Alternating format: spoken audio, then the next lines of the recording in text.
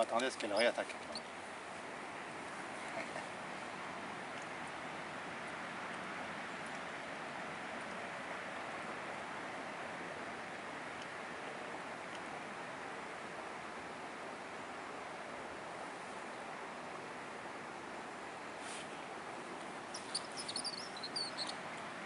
Ah, j'ai une touche, vous voyez le vert.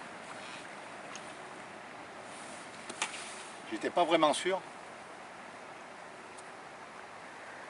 Mais en bout de ligne, j'ai une sensation bizarre. Comme si on me tirait comme ça un peu. Tu sais, comme si on tirait un peu. Tu sais, comme les touches de brochet, tu vois. Et je ferme, ouais, c'était une truite. J'ai eu un temps de réaction un peu court. Donc je vais ruser. Je vais mettre un verre un peu plus court, en longueur. Pour simplement qu'elle l'engame mieux.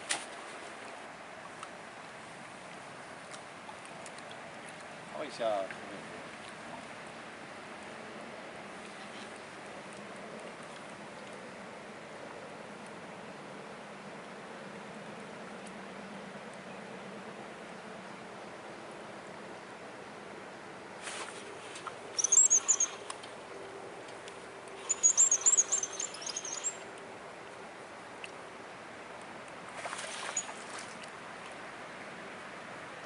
Une petite.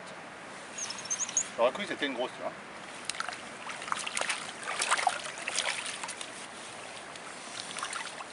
Et le fait d'avoir, comme j'ai dit, le fait d'avoir mis un verre un peu plus court en longueur, effectivement, ça a marché. Elle l'a mieux engamé tout de suite. Et au ferrage, le ferrage a été efficace.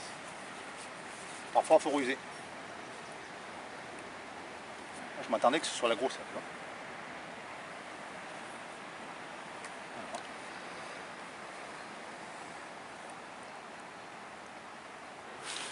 Hop là, une touche.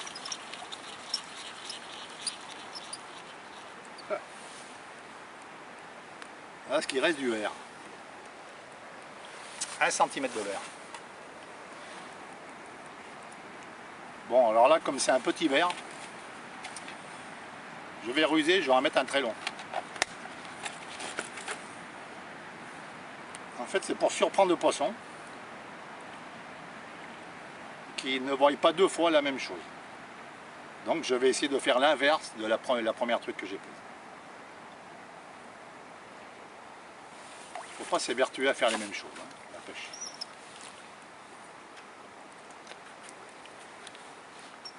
Le problème dans cette immensité, c'est de repasser au même endroit. Parce que là, c'est grand.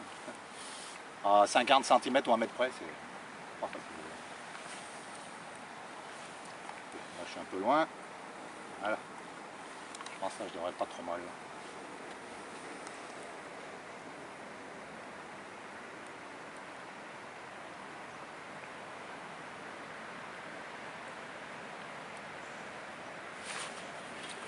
Rendu.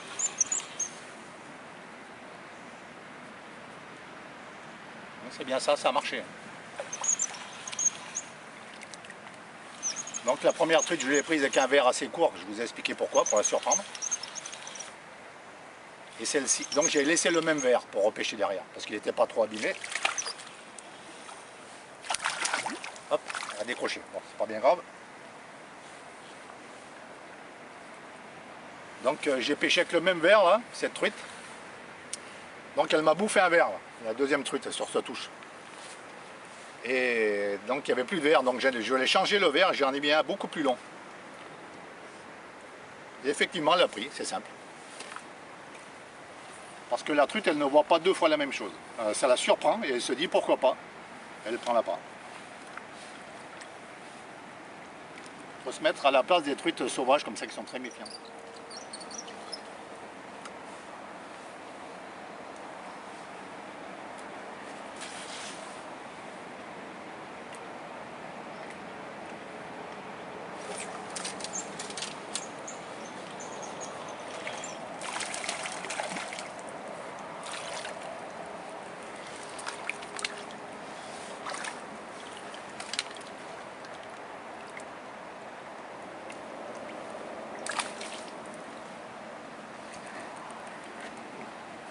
loin, c'est là. Tu vois. Elle est juste au pied du tombant.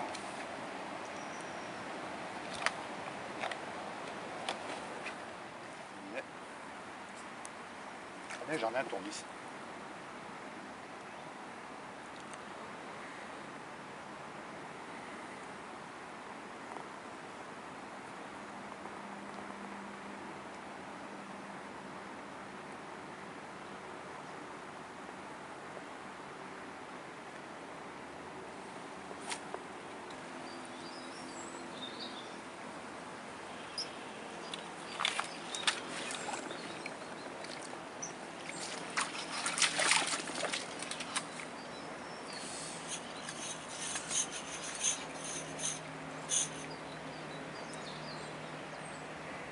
Ok, ton entier tour.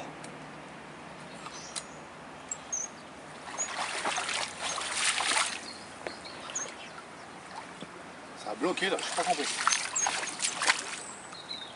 J'ai de la chance de ne pas casser là.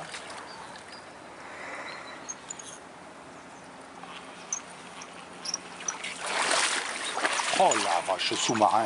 Oh là là là là là là là là là là.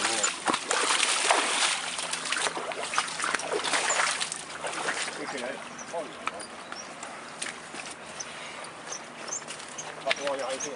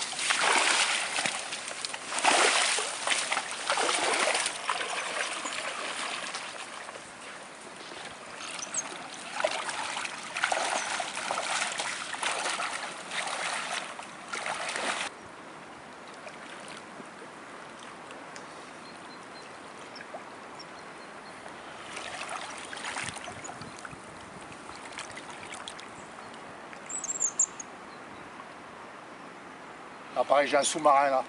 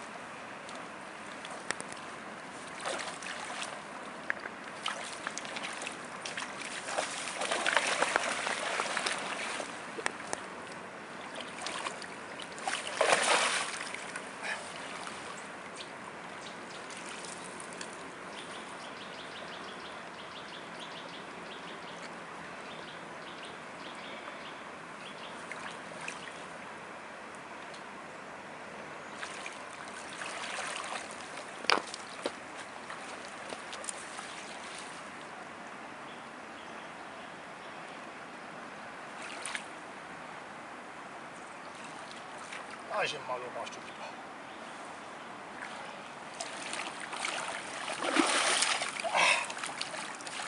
Ah, j'ai mal au bras. Ah, j'en pouvais plus. Ah, je luttais, je luttais, je luttais. Tellement que j'avais mal au bras, j'en pouvais plus. J'étais à la limite de lâcher. Là, il faut avoir de la force dans les brandillons pour arrêter ça. Hein.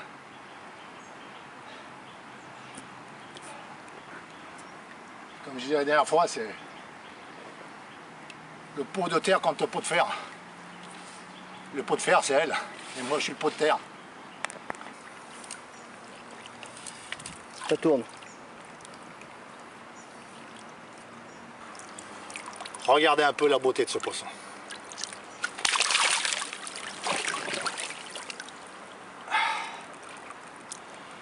Ah, j'ai mal au bras, c'est impressionnant.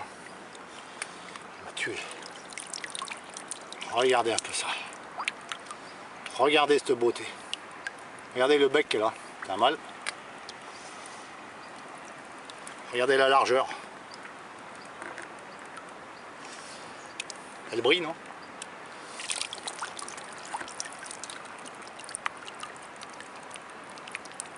Vous avez vu la beauté de ce poisson? Elle a un nez de requin. Vous voyez?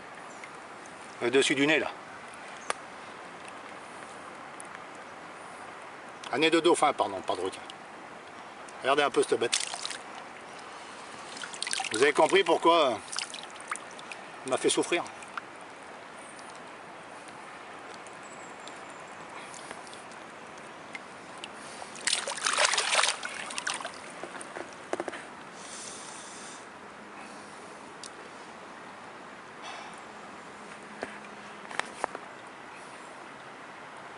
Bon, ben là c'était encore une séquence émotion, comme le week-end passé. Car à part que le week-end passé, donc vous avez vu sur la vidéo précédente,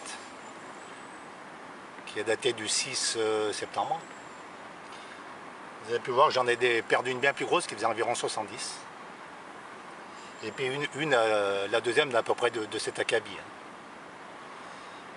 qui s'est enfilée pareil sur un tronc d'arbre au fond de l'eau. Celle-là par contre c'était différent, elle a dévalé. Vous avez pu voir là. Et voilà, c'était un peu délicat. Celle-là elle a pris la descente à fond, vous avez bien vu. C'est-à-dire elle était inarrêtable. Toujours pareil, les grosses truies dans cette rivière. Totalement inarrêtable. Ben, c'est ce que j'ai fait, j'ai pas pu l'arrêter. Heureusement j'ai couru, là, j'ai pas cette travail buisson. Il faut avoir disons une bonne maîtrise du combat avec les gros poissons pour ne pas se faire exploser. Il faut savoir comme les contrer, mais c'est pas toujours facile. Donc là, je suis vite descendu pour me mettre en face d'elle, hein, pour essayer de les faire perdre un peu des forces. Mesure là. Ouais. Bon, je dirais c'est une truc de 60 à peu près. Hein, je dirais une truc d'environ 60. Hein. Là, elle veut repartir. Hein. Là, je sens là où elle est là.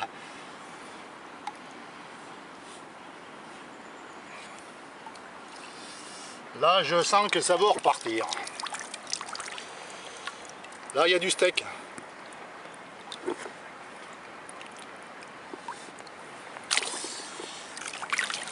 Là, il y a du steak. Là, il y a de la grosse truite. Hein. Vous voyez la largeur, vous êtes dessus. Impressionnant un engin comme ça. Hein. Bon, bah là, elle est en pleine forme pour repartir. Hein. Là, elle a repris toutes ses facultés, toutes ses forces. Elle va pouvoir retourner dans son élément et moi je vais pouvoir me reposer un peu le bras droit parce que là, elle m'a mis mon compte. Hein.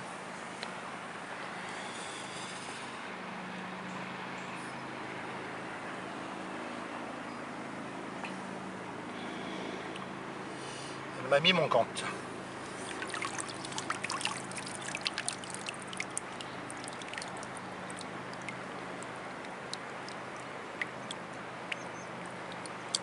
Voilà, alors je ne sais pas combien ça pèse, mais à mon avis c'est assez lourd. Je ne sais même pas si j'ai pas une balance, Marco. Dans ta musette. Donc là on la laisse dans l'eau bien sûr. Comme elle a repris des forces, et bien on la laisse dans l'eau. Ah oui, bah tu vois, j'avais acheté un peson l'année passée. Je m'en souvenais même plus. Un peson Salter, hein, d'ailleurs, c'est de très haute qualité. Hein. 1,5 kg, 2 kg.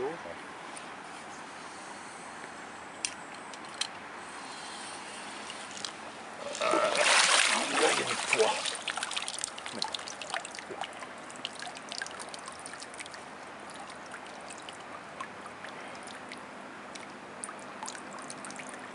3 kg 700. 3 kg 700. Allez, on laisse dans l'eau encore.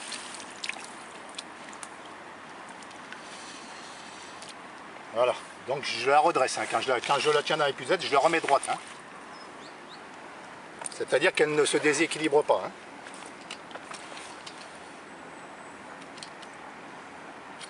Elle garde toutes ses facultés sans être déséquilibrée. Bon, comme j'ai dit, 3,7 kg. Hein. Bon, ça commence déjà à faire quelque chose de sérieux. On comprend pourquoi elle m'a mené la misère. Ben, 3,7 kg, c'est normal parce que quand on voit la largeur, il n'y a rien d'étonnant. La mesurer, je ne sais pas combien elle fait, on va pas s'amuser encore à la mesurer, mais je lui dirais 60 ou peut-être plus. Je ne sais pas, je ne m'amuse pas à mesurer tous les trucs que j'attrape. Voilà. Allez, on va la regarder une dernière fois.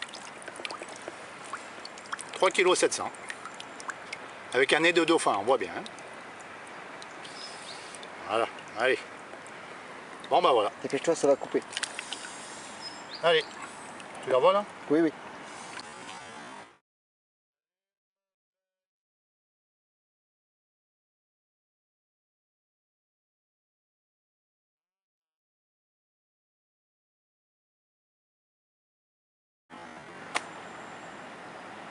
Merci pour le plaisir que tu m'as donné. Pour le mal de bras aussi. Formidable. Une touche, mais alors, d'une subtilité incroyable. C'est Séquence émotion.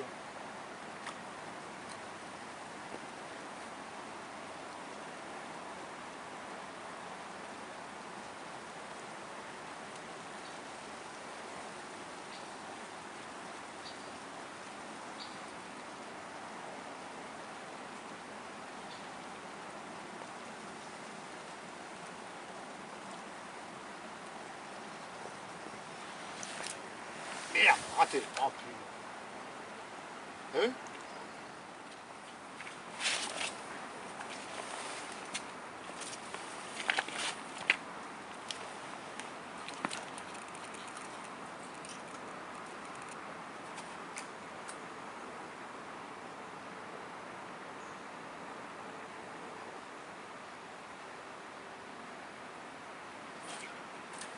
Merde, décroché. Oh putain.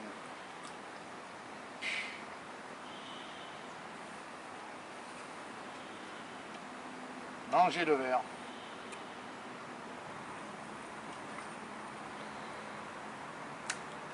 Je ne reprends pas, c'est bizarre.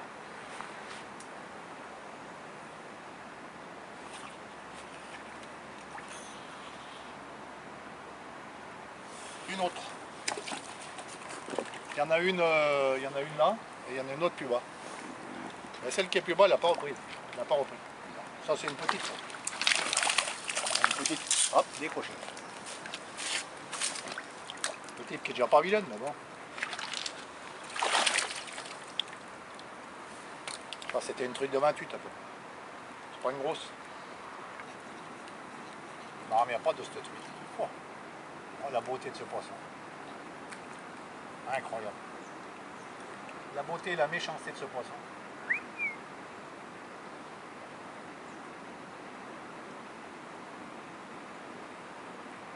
Et là, la première chose qu'elle a faite, c'est direction le milieu de la rivière et après la descente.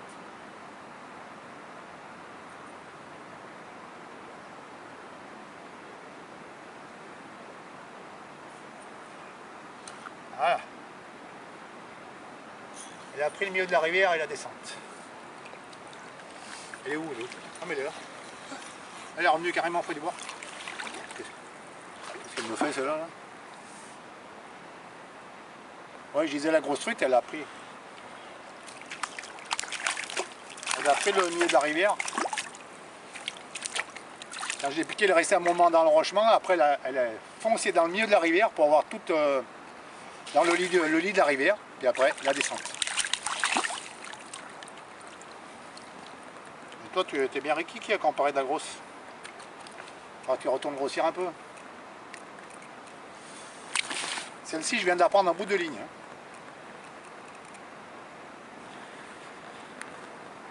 J'ai pris un bout de ligne, c'était joli.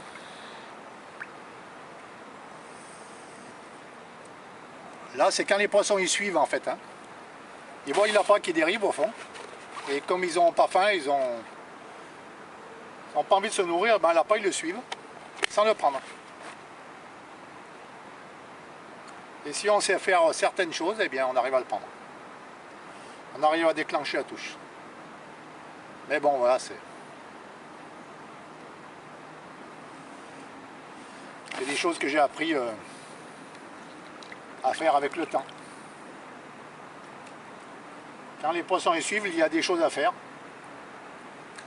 pour les faire mordre. C'est, comme je dis, c'est des bottes secrètes. C'est des bottes secrètes qu'on acquiert à force de pêcher. Et quand on les connaît, ces bottes secrètes, eh bien, on arrive à faire mordre des poissons suiveurs. Qui dans une dérive normale, dans la dérive normale, n'auraient pas pris l'appât. Parce qu'ils n'ont pas faim. Mais comme comme l'appât il présente très bien sur le fond, il rase très bien le fond à la perfection, eh bien le suivent. Le suivent par curiosité en fait. Et si on fait rien, eh bien le poisson il s'arrête de suivre et il retourne à sa place. Hein. Bon, on va descendre un peu.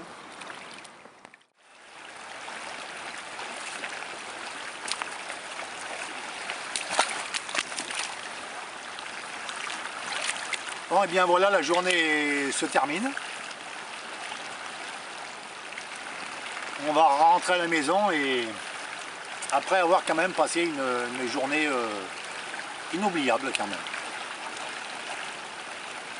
Aujourd'hui, les belles truites ne mordaient pas tellement.